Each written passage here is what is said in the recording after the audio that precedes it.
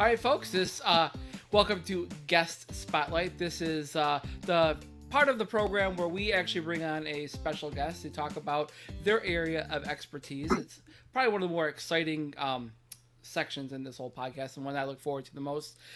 This is actually take two. So we are here with John Rula, action figure grader, and John Rula was so nice that he gave up his Valentine's Day with his wife and family, and he recorded an entire guest spotlight with us. It was awesome. It went great, and we can't use it. So here we are back again.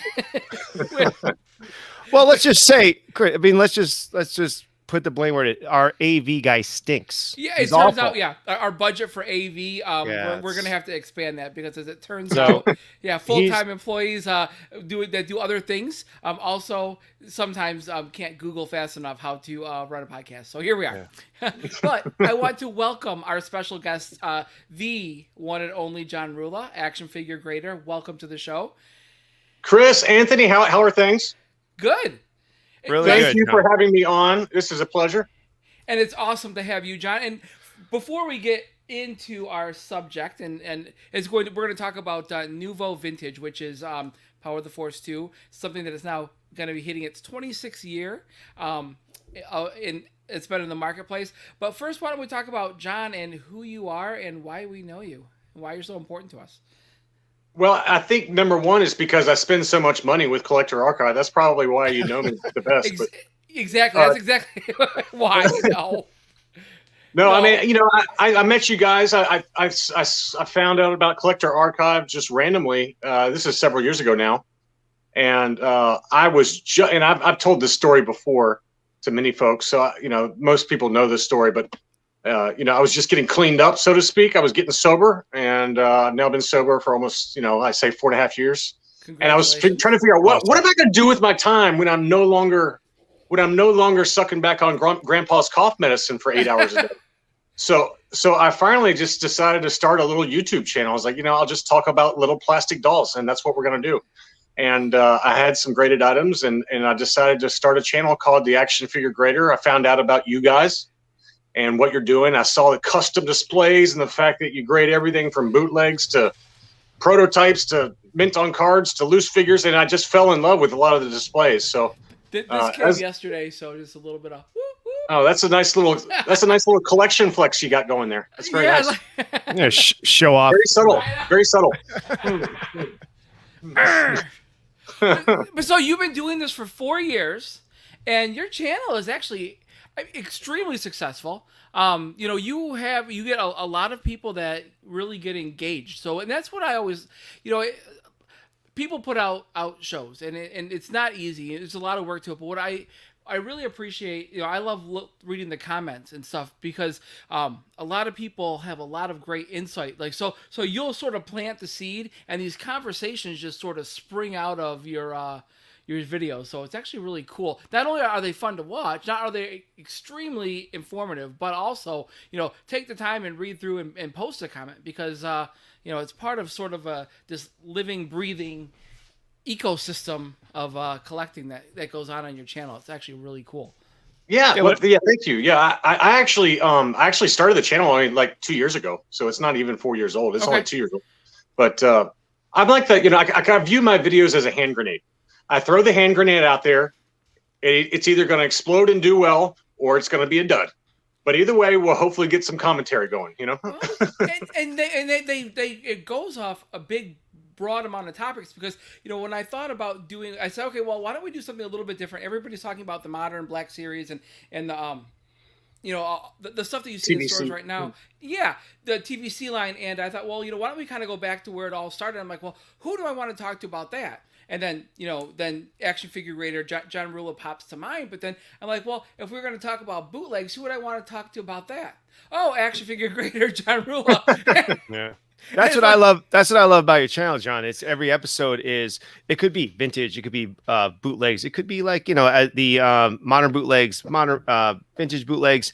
It's an education. Every time I watch one of your episodes, I learn something. There's definitely like facts that you put out.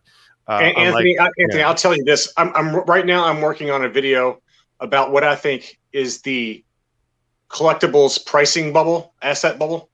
I spent 15 hours over the last 2 days looking at different price increases and different collectibles markets to sports cards to like, all over the place, comics. And I'm research. working on a video. I'm working on a video right now on that. So I literally, it's whatever's of interest and what I think people might like to see.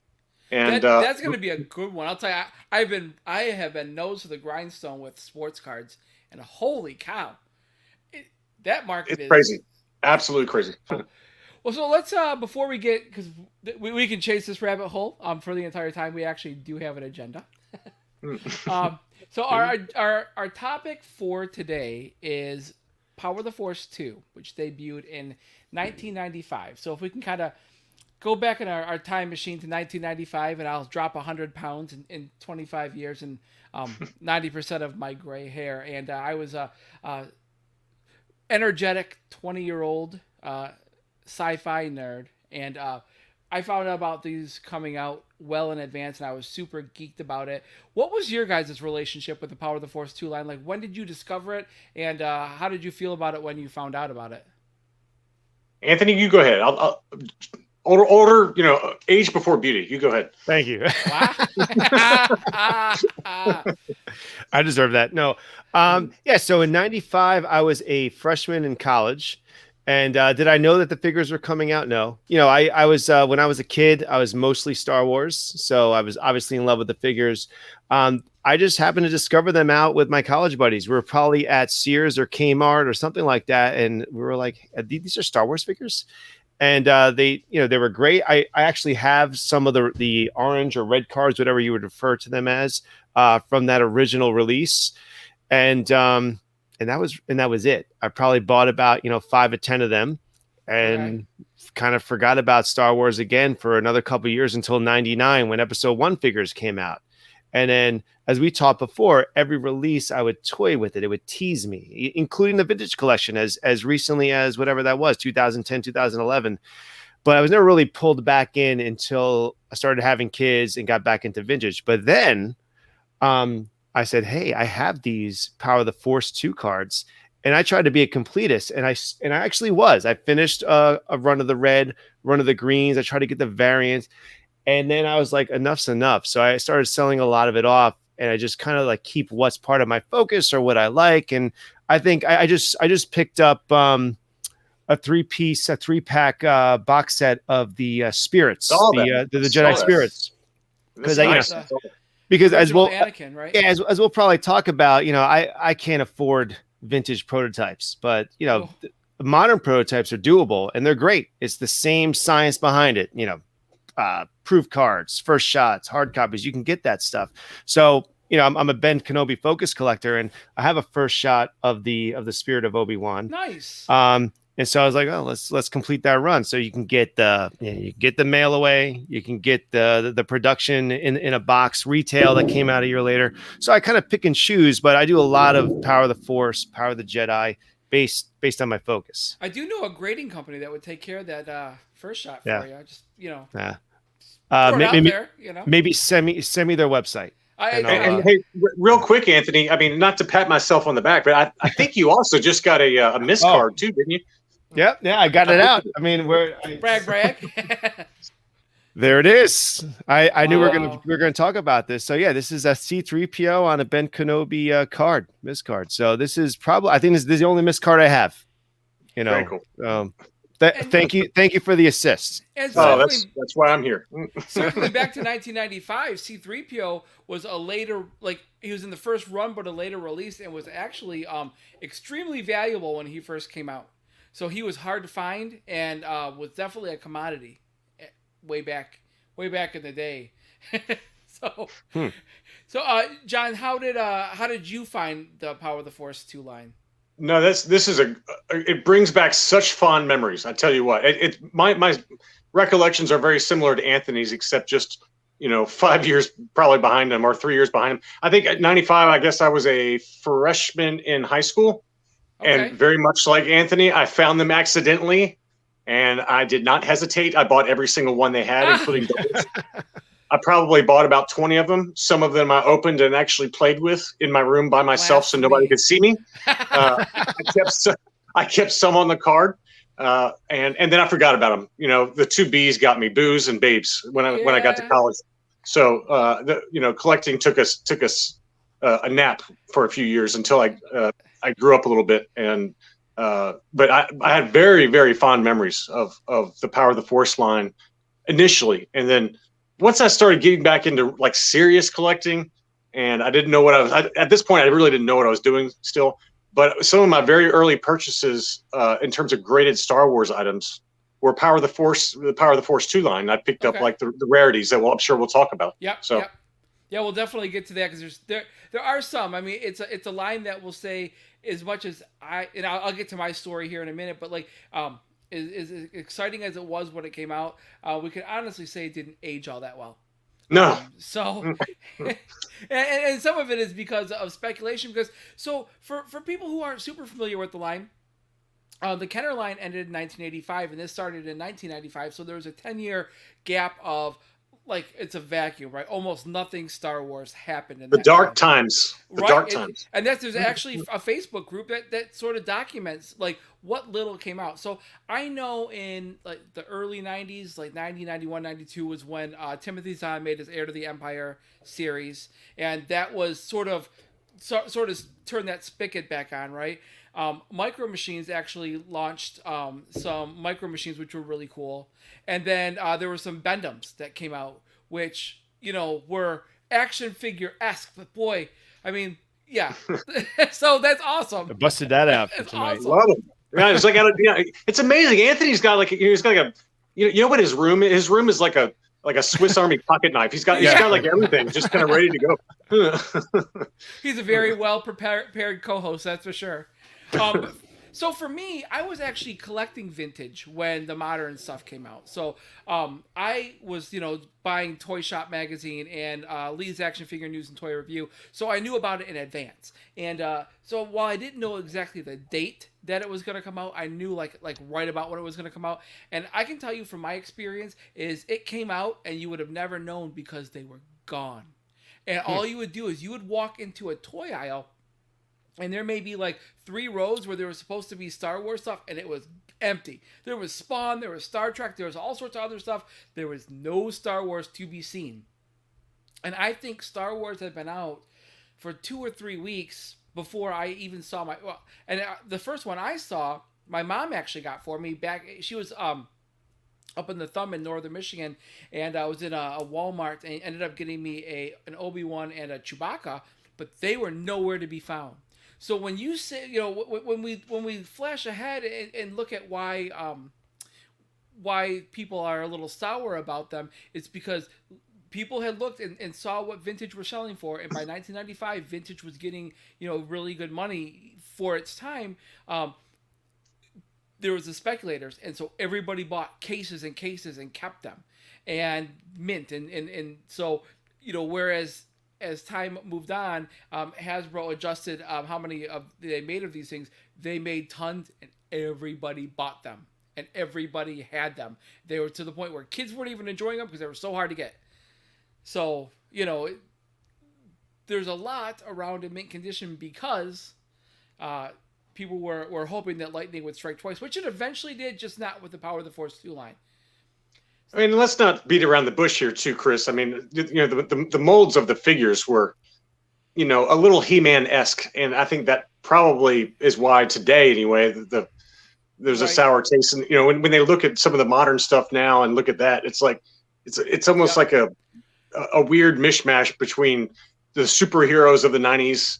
And I get what they were trying to do. Hasbro was trying to, update the line and kind of make it more in keeping with a lot of the superhero stuff during that time period. But man, a lot of them don't look too good nowadays.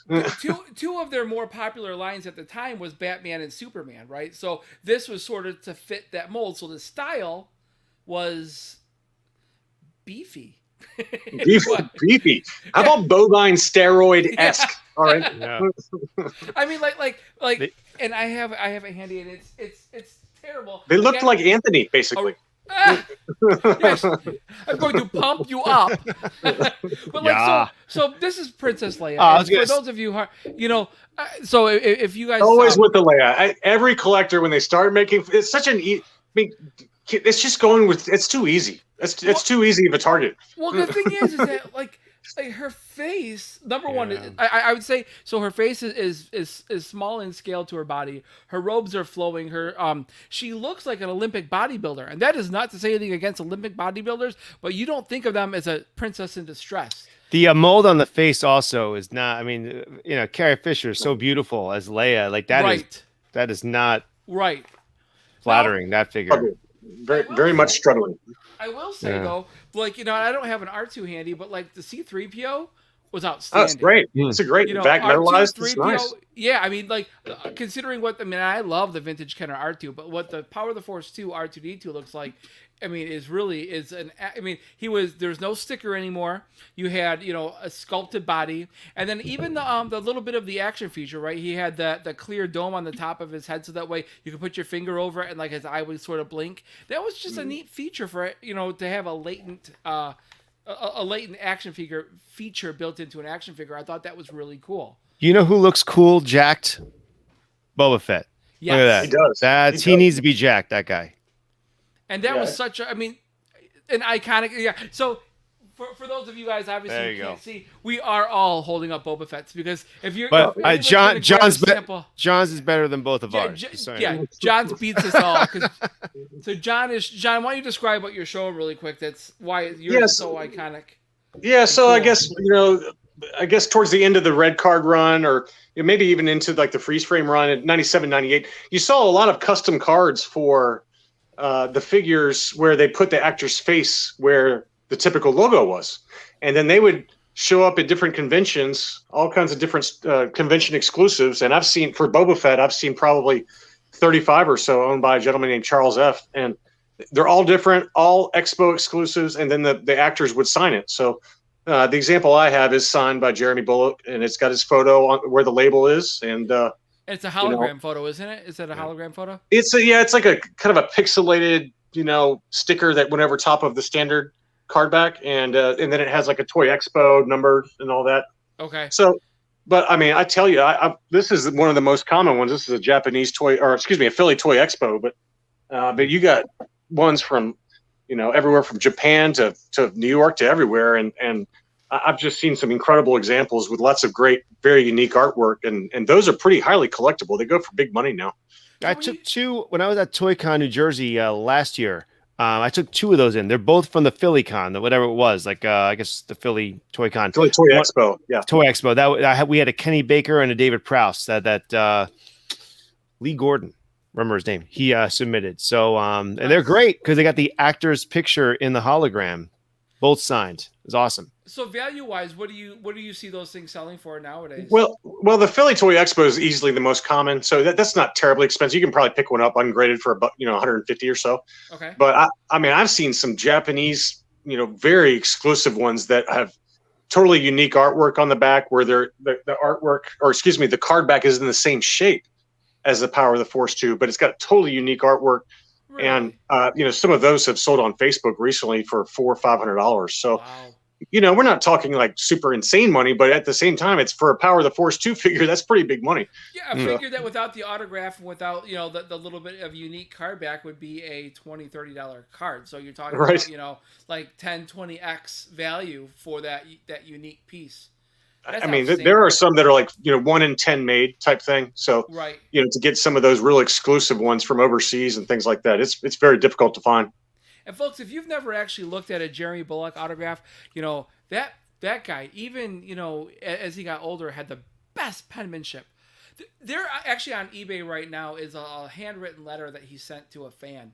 How cool. Yeah, it was something about, I forget what the fan was asking, but he mentioned, we're filming Return of the Jedi. Right? And I think it's actually fairly affordable, but you can tell it's real because I could never match that handwriting. I don't care what you do. No way. So, yeah, I just actually sent into Collector Archive an Italian card back signed by Bullock, and it is a really beautiful card back because it's very difficult to find Boba Fett on some of those foreign card backs, and especially the gig Italian cards. So, I love picking them up when I can find them and they're not overpriced, but he really does have perfect handwriting for signing a card back. It's so hard to find. Yeah. His penmanship was outstanding, just absolutely. So now as we sort of it was came out with a bang.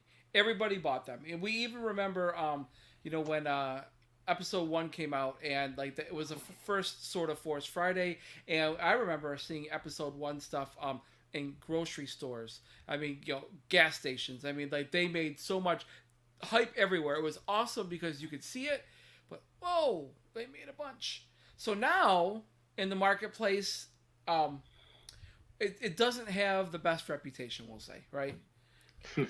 I know. I went. Listen, I went to Midnight Madness. It was '99. Yep. Me too. I was in med school, and we just went. We just went, and it was chaos in there. It was you were fighting for stuff that night, and Yeah, Anthony walked away with scars. Anthony's like one of these Vietnam vets who's like, he's got permanent PTSD. I was like, I'm just gonna get all the Jar Jars. That's what I'm taking. That's just gonna make all the money. Have you guys ever seen that movie Fanboys, which is an awesome movie?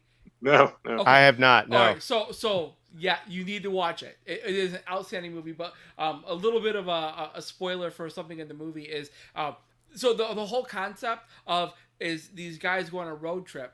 And this was made well after episode 1, but they go on a road trip to try to steal or watch episode 1 before it comes out. That's the premise of this movie, right? And so at one point in time, they run into, I believe it's Seth Rogen, and he's a character and he has like a Jar Jar Binks, a giant Jar Jar Binks tattooed on his back, and he's like and he's kind of doing like one of these like little rap posters or whatever. He goes, this guy's gonna be that S word. Yeah. He's gonna be the best person. You just watch. And that's how it was. I mean, we knew he was going to be the first ever fully CGI character in a movie. We knew he was going to be, a big part of the plot. So our thoughts were, you're going to want everything Jar Jar, and as it turned out, no. He's getting some love now, but he's hard to love. So when we look at the market now for Power of the Force 2 stuff, for 25-year-old items, 26-year-old items, you can pick things up. If you're an entry-level collector looking to kind of just get started, you can get some things that are, I call them nouveau vintage. These are old at this point in time. They're older than a lot of our kids, and yet you can still have them quite affordably. You can put together a decent collection for a couple $100. Absolutely, yeah. I mean, I even like some of the nice, really expensive.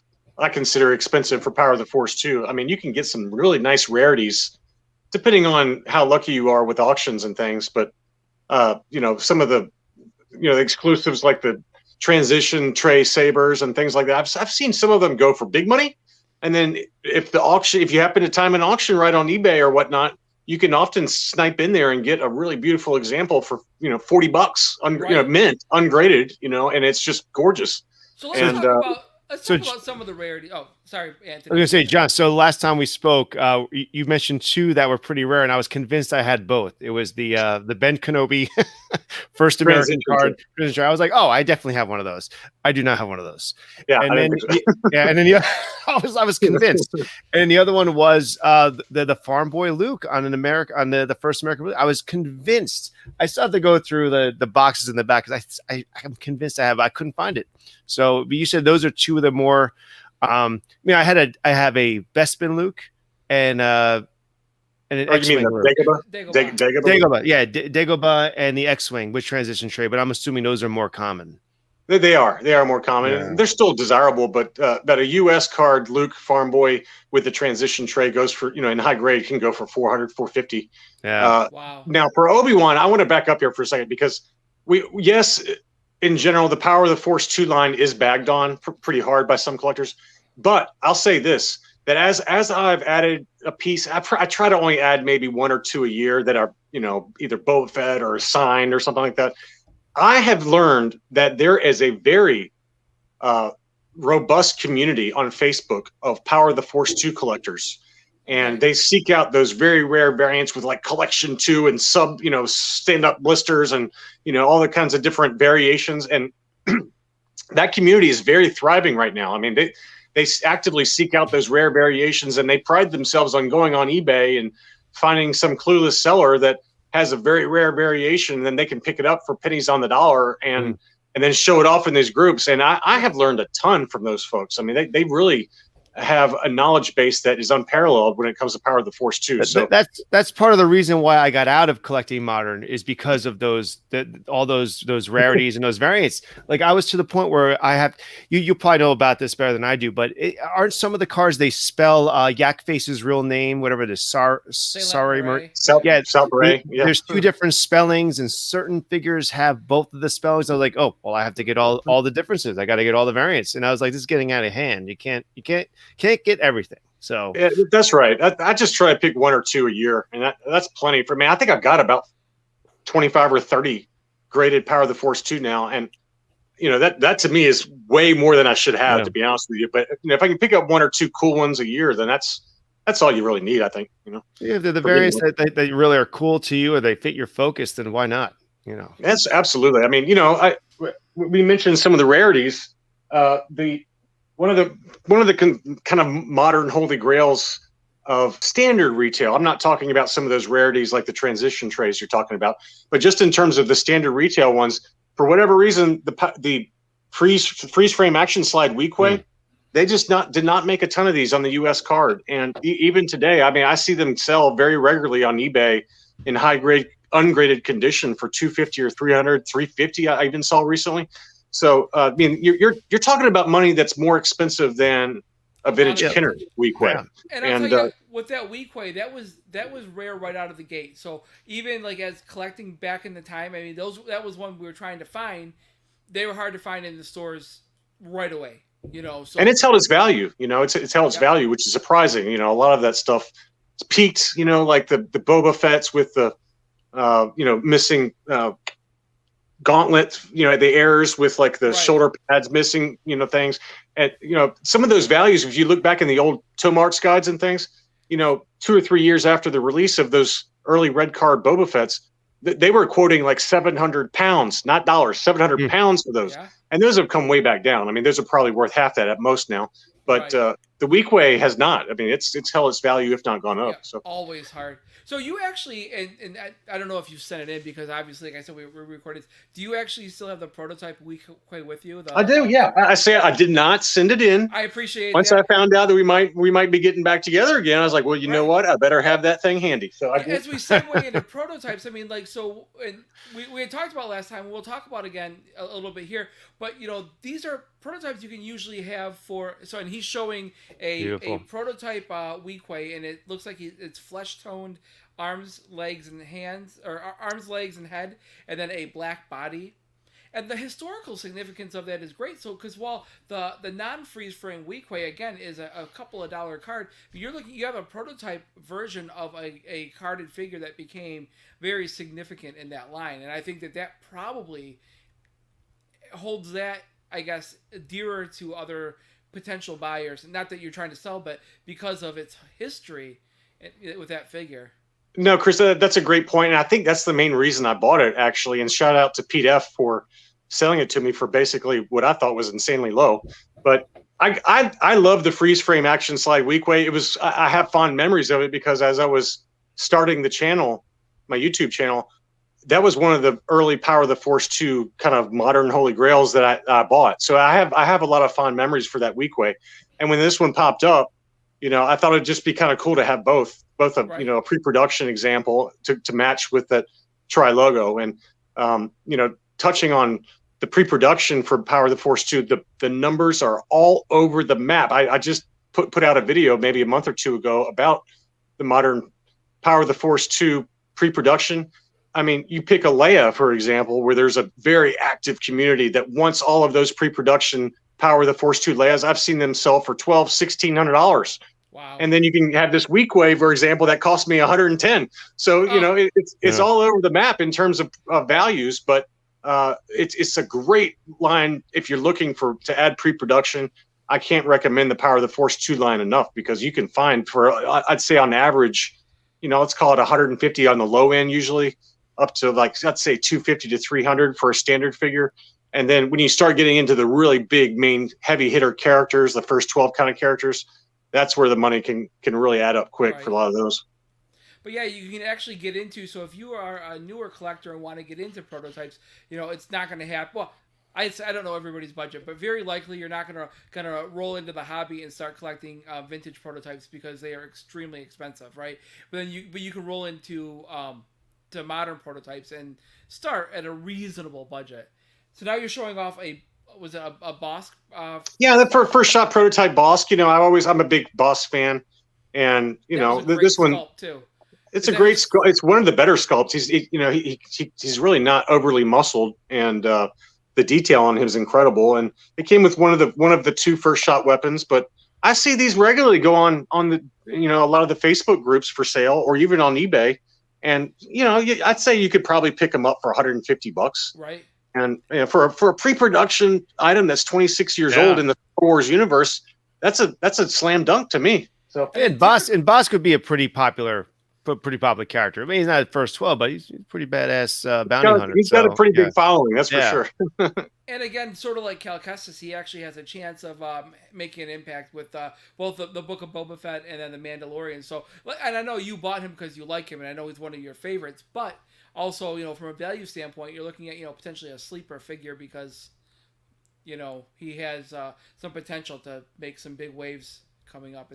And Chris, I don't know if this is an appropriate time to bring this up, but just real quick, I will say this: that even overseas where they couldn't get these figures, and we're because of the Cold War, the Star Wars was not available to a lot of these countries overseas. And so when the 90s hit, and a lot of these countries like Russia and Poland finally started getting to see the Star Wars movies, they took a lot of those Power of the Force, Russia especially with the Oratet Limited, they took a lot of these Power of the Force 2 figures and made their own bootlegs with it. Right. So they are a universal global kind of phenomenon in their own way. They may not be heavily collected or maybe not worth as much as vintage Kinners, but they made their way around the world. They got spread around, and that's actually a little bit of a shameless plug. So John actually did us a favor, and he made a collector CAS 101 video about bootlegs. And one thing that I never thought about, and it's so true, was the politics behind this, right? So Russia didn't get vintage Star Wars because we were sort of at odds with Russia when, the late 70s and early 80s, right? So when they didn't even get the movie. They didn't get the movie until 1991, according to what I found online. So right. So then, so they had no reason to love them, but all of a sudden they loved the movies, and then these toys hit, and then they started making their own. And I think that's really fascinating because here we're in America, and I talk about toy aisles full of them. We talk about Force Friday, but we don't think about there were people that were 10, 15, 20 years late to the game. That was our dark times. Yeah, when they were booming. So so you mentioned John, awesome video, 5 facts about Star Wars bootlegs. The link will be below if you're listening to the podcast. If you're watching us on YouTube, the link will be one of these corners. I'm not sure. I'm looking in a mirror. So one of these two, click it right now, because all you're going to hear for the rest of the show is Chris talking. So just go ahead and watch John's video. It's awesome. But yeah. So I mean, it's interesting, the politics, and what's cool now with the prototypes is, with the modern line, starting with Power of the Force, is that Star Wars was already popular at the time, so these sculptors and creators kept them. So there's more of them out there, which is cool because the prototypes sort of show the evolution of the line. Which is really kind of cool. And it's with vintage prototypes, you're trying to put pieces back together, and with the modern stuff, those pieces are still there. And what's kind of cool now is you look at your first shots, and some of those are hand sculpted or they're taken directly off of molds, and now they've segued into like 3D printing and things like that. So you're gonna see a shift and how toys were made, and it sort of shows the history. There's a lot of history there that you can take for granted by just looking at the pretty colors. Definitely. Can I do one quick side note here? I want to this it's related. It's related to the vintage collection. Okay, this sold yesterday. It's a vintage collection Ahsoka on the U.S. card. Okay. It's graded by CAS. It was an 80+ grade, CAS. Okay. Now, I'll tell you, I've got the more rare Canadian version. I bought it 5 months ago. It graded 90 by CAS. Okay. I paid $313 for it 5 months ago. Now, this is the more common US card. It was graded 80+ by CAS. It sold for $1,500 yesterday. Holy crap. $1,500. Wow. You know, my first God. my first ever Kid you not. submission to CAS was a bunch of stuff, but one was an American Ahsoka on a vintage collection. I think it's an 80. I'm not selling it though. Well, it was an 80 plus, and it sold. I'm not kidding. It sold for $1,500. Crazy. So in our last recording, we talked about Star Wars currency, and you know, if you're looking at a $1,500 vintage item, I mean, that puts you in some really good company. It does. That puts you at like 12 back Darth It's a 12 back. Vader kind of range. I mean, you know, you could get that is whoa. Mind blowing. And this is something when I'm done with my 5 facts about card backs, the all the way through the 92, and I'm gonna actually circle back and do vintage Canadian, because boy oh boy, people do not give the Canadian stuff the amount of love it deserves.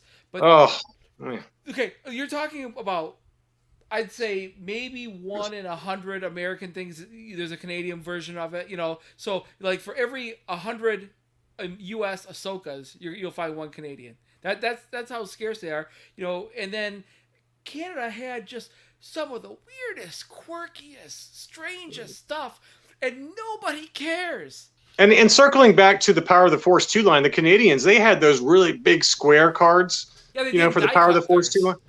Yeah, that you know, so that's kind of a unique thing for the Power of the Force 2 line, is that the Canadian big square cards are kind of an interesting side note. Yeah, instantly differently, you know, aside from it being a bilingual card, instantly recognizably different, which is kind of cool. Yeah, this is, so talk about your Ben. This was one of my favorite eBay purchases, and so the funny thing about this, Toll Toys has it beat, right? But I'm sure it's a 65A 9 num Canadian 65A, and it's got a 9 num offer. Wow. So 9 num's on his own card back, right? Yeah. That is awesome. Like, I'm actually surprised it only graded an 85 plus, because this thing is so perfect. I'm like, if there was ever a chance I had of getting a 90, I couldn't believe it, and it was just sitting there on eBay. And sometimes, you know, folks, if you're not a big collector, or you're sort of a casual collector, understand that there are times you find something and you can't help but buy it. I like, buy it now, buy it now, buy it. I was hitting that button. I couldn't hit that button fast enough. That is an awesome item, though. I've never seen that before, with 9 num on a 9 num offer. Yeah. That's great. Now Toll Toys does it differently. So on the Canadian one, they actually have the picture of 9 num, because the 65A on Toll Toys, it wasn't bilingual, so it actually has a picture of 9 num on its own offer. So Canada doesn't quite have the panache, but these are hen's teeth. And so also another, and I know I'm going vintage, and I apologize. It happens. So one of the cool things about Canadian 65 backs is the proof of purchase went up here. So it's something also, you know, very unique. Cool. The proof of purchase. I never knew that. I've never seen that before. Yeah, same here. Yeah. Awesome. So I love Canadian stuff. So you bring it up, and that's why I went down that rabbit hole, because Chris, you guys know Chris W. You know, he's been on my channel a lot. Yeah. He got an CAS 85, 85, 85 Canadian Yoda coming back, and then he's got a Canadian ESB White Vestment Guard coming back. Those are coming tomorrow. So those are tough. Very nice, very nice. Underappreciated.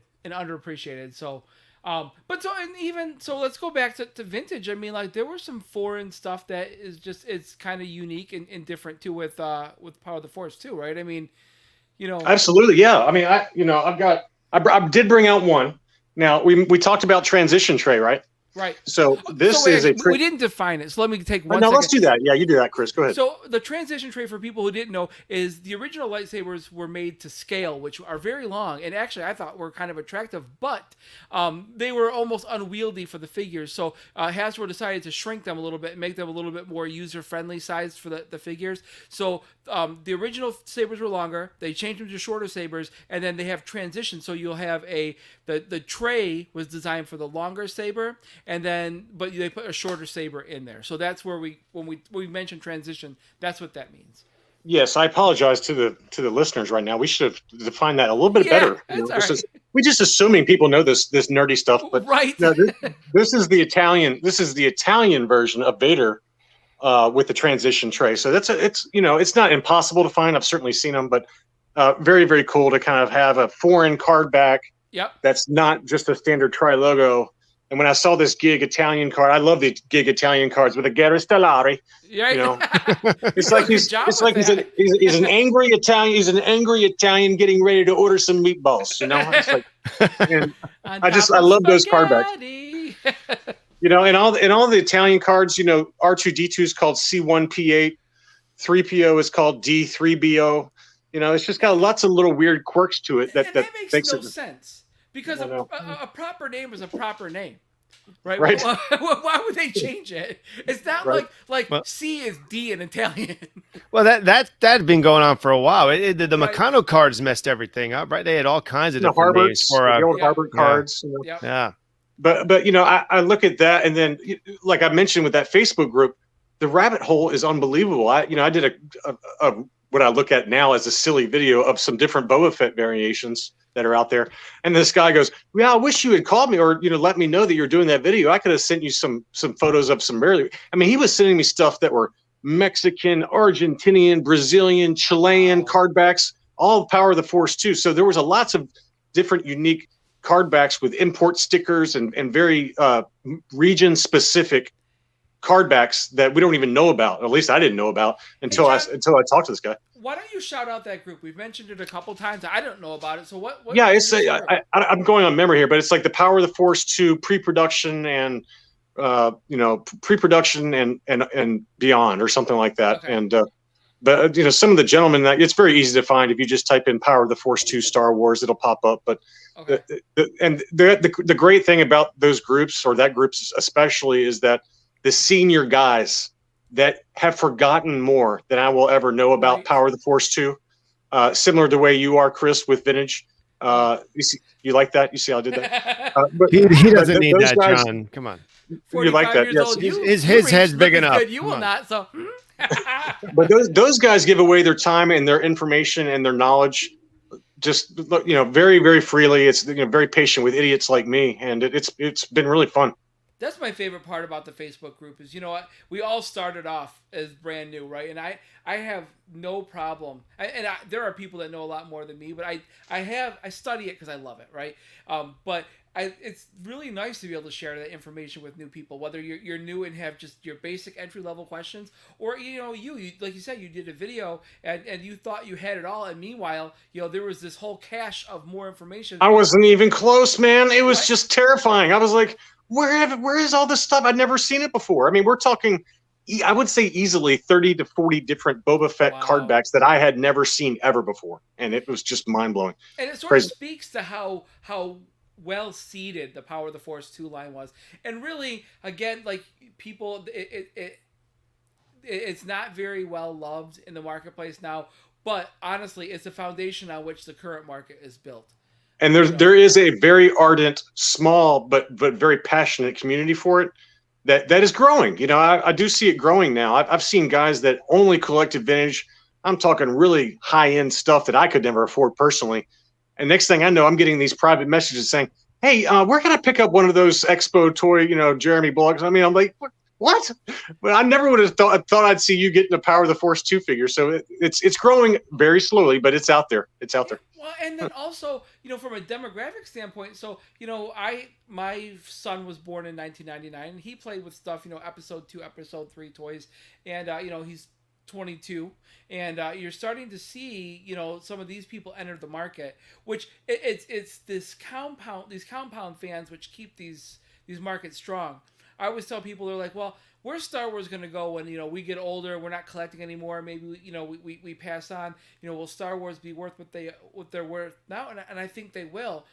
One of the points I always like to make, I said, how many people that are buying Ty Cobb and Babe Ruth cards actually watch them play? Right. Nobody. Or how many people bought the Superman #1 and the Batman #1 back in back in drugstores way back when, are actually still collecting? And the answer is probably zero or very few. But because these pop culture status symbols have stayed in the market and have had fans grow throughout the years, now this market has staying power. And I think Star Wars really has that, because you're looking at people like us that grew up, well, even John, I mean, you're a good 4 or 5 years younger than us, so you probably Did you see vintage ever in stores? Did you ever have vintage? Yeah. Oh, yeah. I growing up, I did. The Return of the Jedi line really, it was what 83 or so. Right. Uh, I definitely saw that. And to your point about the next generation, I think Anthony, you can probably speak to that really well with a lot of the stuff you do on Instagram with your family. I mean, it's so fantastic to see that next generation Yeah. be interested, right? It's definitely, well, listen, my kids do it because of me. I indoctrinated them, but they really love it. And they watch the movies and they have their own, looking at them, the C3PO and Vader vintage cases, they're beaters, but that's what they keep their figures in. And it's awesome. And Yeah. I think with each of these new modern lines that come out, it just makes our vintage stuff more desirable, more popular. I mean, that's when all the vintage stuff really started getting out of control, right? It was with when the Force Awakens line came out. That is when all of a sudden you see Oh. all the stuff in the stores, and there's guys like you and I, and we're out there, and all of a sudden you're like, how about that vintage stuff? Let's go to eBay. Let's drive the price. Oh, man. Let's drive the. See, I'm sore because I actually started collecting a couple years before that, and all of a sudden the prices go up. So, but that's what all these new releases do. Well, so why don't we we've been going on for a while now, and I'm sure that Yeah. we can go on forever. So why don't we wrap this up with we'll say our favorites and least favorites. So last time we only did the favorites, but we'll exclude Leia because I think we can universally say that everybody hates Leia. So John, why don't we start with you? Of the Power of the Force 2 line, and you can go up as far as you want in terms of if you want to go through like Power of the Jedi, if there's one that you absolutely have to go reaching for. What's your favorite? What's your least favorite? All right. Least favorite.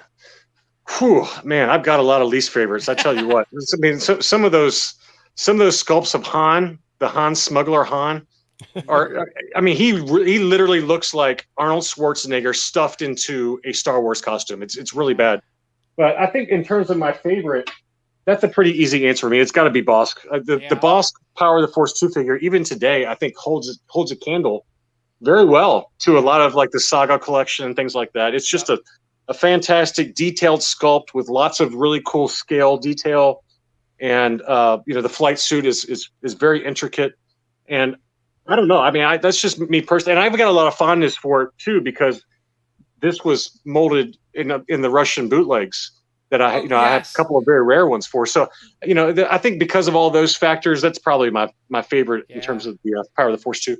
Yeah, folks, if you want to check out a cool video, check out some of his Russian bootleg Bosks. That's definitely a cool video to watch for sure. So, Anthony, what's best and worst? What do you got? Okay, so favorite. I mean, it's fresh in my mind. I got to go with the Spirit of Obi-Wan. Love this figure. Okay. Love that it was a mail away. I love that it's different. It's like it's probably the first figure like this that Kenner / Hasbro has put out. Love that you can get it as a mailer or as the production, and I have the prototype. So this is hands down my favorite. What I've not gotten with these is the customs that folks are making. That you can get these on a custom vintage card. Nice. And they're out there, and I've had the opportunity to get a couple. I've just never done it. So that's the next step for the run. Hate, Chris, there's no hate in me. You are very loving person. Diplomatic. You know what hate leads to, right? Anger leads to hate leads to suffering. Yeah, exactly. Oh, fear leads to anger. Anger leads to hate. Hate leads there you to go. suffering. I don't know. One that I hate. Probably the Amanda Man, only because it looks so close to the vintage version, and it fakes me out all the time. I mean, maybe it's because I'm not awesome figure. That is an awesome sculpt, isn't it? Amanda Man really started out awesome, right? So going back to the original Power of the Force, the 85 one was probably one of the best sculpted figures in that line. So really there wasn't a lot of room to improve. And I don't think there's anything wrong with the Power of the Force one. I just hate it because it fakes me out all the time. It's pretty similar to the vintage, right? Yeah, that's really close. So I don't have my least favorite, but I'll start with my favorite. And it is this Biobar Monk figure. And so for those of you who don't know, if you took a time machine back to 1995 and you were bored and you wanted to play on your phone, your phone wouldn't do anything but call somebody. And if you wanted to go online, not every single home had the internet because it wasn't something you needed or used very often. So this was an internet exclusive, and I think you had to go on to was it the fan club or StarWars.com or some. My aunt had to order it for me because I wanted it and I didn't have the internet. And you guys make a phone call and hey, let me know what I owe you, and had to send a money order to her house because it was pre PayPal. Oh, fun fact, just so you know, 1995 when this stuff came out was also the year that eBay was invented. So it's like almost like they were tied together, like Star Wars. The year that changed my life forever and my pocketbook. Right. So yeah, Biomar Monk has to be my absolute favorite. It is a really well sculpted figure. Cool looking. I mean, I don't know that you can improve upon this. I mean, unless you actually made it like robotic. I used to have that one. That is an awesome figure. It's so detailed. And it came just in a mailer box, just But yeah, absolutely one of my favorites. And my least favorite, and it's an easy one for me because it's like, gosh, if you're gonna take an iconic figure and I think really screw it up, Princess Leia. Kidding. But Yoda. I mean, really? If you if you go back, so for me, the vintage Yoda is cool, right? I mean, they put so much time into the soft goods cape, the snake, the cane, the belt. He was this really, for being pint-sized figure, he was super deluxe, right? And then if you look, he was in the second wave of the Power of the Force figures, and he didn't have leg articulation. He had a single leg that sort of bent up and down, Right. And then it was just a molded coat, cape coat kind of thing, and then the way the backpack was packed with him, I don't know. It's like. You make some really good. I have to say, Chris, you're swaying me right now because I forgot about the fact that his legs are kind of weird. Yeah, the unileg Yoda. Yeah, you're swaying me. You're swaying me. Okay. And ironically, so here's a shameless plug. In my video, 5 facts on. Wouldn't be the first time. Shocking. I am all into self promotion, right? Like I can sell myself, right? But I do mention because I mentioned it actually in my next video, the 41 back one that I've already written, that one of the coolest ever offers in the vintage run was the survival kit offer. But also, like, now it's the most annoying, right? Because if you ever go buy a lot of vintage figures, you get a stack of gas masks, Yoda's crammed in a backpack, and I thought, wouldn't it have been better if they would have packaged Yoda with the backpack? And I think, yes, that would be cool. But then, you think ahead to the Power of the Force 2 line, you're like, kind of detracted from what was just an absolutely aesthetically pleasing figure. So that would be my least favorite. So, but I still have a fondness for that line. Like I said, I was there when it started. And then you guys really, it was sort of your gateway, your guys' gateway. It was. To Star Wars, that's a perfect description for it for me. It was the gateway. So and then if you're new to collecting, you can get some old things for relatively inexpensive. Oh yeah, so don't hate the Power of the Force 2 line because sometimes those lines that bring you back into a series become something that they're cherished and loved for their own sort of uniqueness, and I think that they really do have their own special place in the market. So with that, I want to thank John for coming. And John, why don't you tell people really quick before we leave where they can find you? Oh, absolutely. Okay, so on Twitter, my handle is @AFG on YouTube. On Instagram, it's @ActionFigureGrader. And then my YouTube channel is the Action Figure Grader. It's really easy to find. I am very obnoxious, and I try to provide knowledge and have fun, and I don't take it too seriously. And I do a lot of giveaways too. So that's a lot. I'm getting ready to do another giveaway tomorrow. So. And for folks that haven't found him, his intro has him with a Boba Fett helmet on, sort of dancing around. Oh no, Chris, I got a new intro that's going live later this week. Okay. A subscriber is like this gigantic computer expert, and he created this 3D kind of transforming thing that is really cool. And he's like, here you go. It's all yours. And he just did it for me for free. So I've got a new intro coming on Friday. But yes, I do have a video coming tomorrow where it's got me in the Boba Fett helmet, head bobbing like a little idiot. Okay. Thank you guys for listening to this segment. Stay tuned next for Investors Corner. It's going to be a solo one, I believe, this time, right, Anthony? Are we dubbing in the solo version? Yeah, so we put the one we did with we did do it with John. We already did it with him, and again our AV guy stinks, so we couldn't use it. It was unusable. So we did it again with Brendan, one of our co-owners, and that's on YouTube. And my internet connection but you're gonna go terrible. Yeah. So and then so this year you're gonna be solo on the audio podcast. So 3 versions. We'll get it right. Listen, I'm gonna thank you guys for having me on. It's been a real pleasure. I enjoy it as always. Thank you, John. With you, John. You definitely. This is awesome. You'll be on again for like all the other segments that you are an expert in. So anytime.